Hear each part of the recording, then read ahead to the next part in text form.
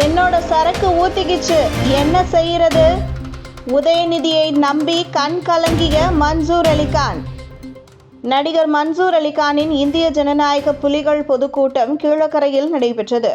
இதில் பேசிய மன்சூர் அலிகான் தமிழகத்தில் உள்ள திமுக அரசை கடுமையாக விமர்சித்து பேசினார். குறிப்பாக அமைச்சர் உதயநிதியை நம்பி தனது தொகை முழுவதும் இழப்பு ஏற்பட்டுவிட்டதாக கண்கலங்கி கூறியது சர்ச்சையை ஏற்படுத்தியுள்ளது. தமிழ் சினிமாவின் பிரபல வில்லன் நடிகராக பெயர் பெற்றவர் மன்சூர் அலிகான். தற்போது சினிமாவில் பெரிய அளவில் அவருக்கு முக்கியத்துவம் ஏற்படவில்லை. சமீபத்தில் வெளியான லியோ படத்தில் விஜய்க்கு இணையாக நடித்திருப்பார். அதன் பிறகு நடிகை த்ரிஷா குறித்து பேசியது சர்ச்சையாக மாறியது.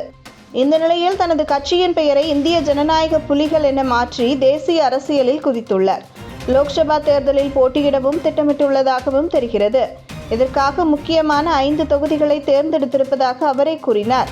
இந்த நிலையில் மன்சூர் அலிகான் தனது இந்திய ஜனநாயக புலிகள் பொதுக்கூட்டத்தில் இந்தியாவிலும் தமிழகத்திலும் வாரிசு அரசியல் நடந்து வருகிறது.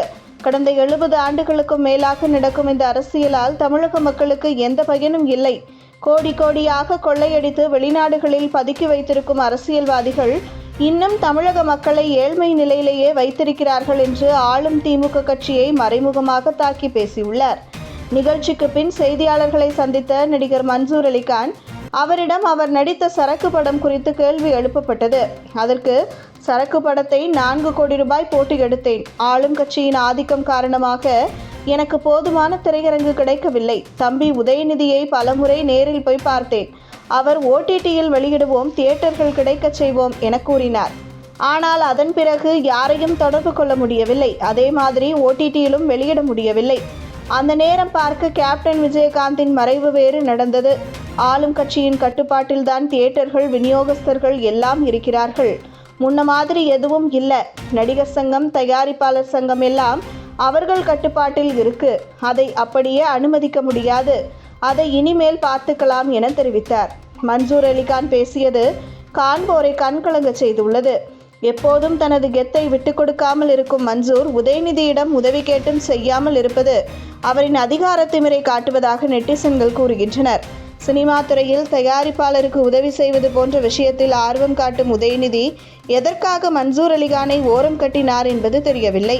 இந்த வீடியோ தற்போது இணையத்தில் வைரலாகி வருகிறது.